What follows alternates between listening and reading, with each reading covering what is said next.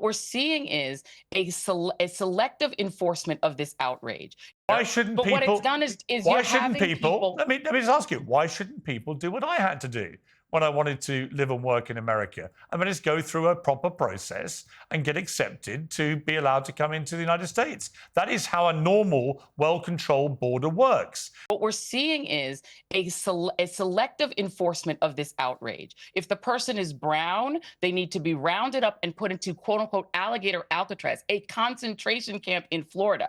If the person is white, we let them start a business and become Elon Musk. What's happening is that Stephen Miller has said he wants 3,000 people a day rounded up. And he has said he doesn't care where they have to get them. He wants ICE going into Home Depot. He wants them going on construction sites, going onto farms, and dragging brown people and into detention. They're putting people in private prisons that are unregulated by the federal government. We've heard stories of people eating rotten food, having to But use you the still haven't same told me water what you they would use for the do. restroom. And so the reality is what we have right now is we have a system of literal terrorism Mm. against brown migrants simply because Stephen Miller does not want them in the Well, as country you where know,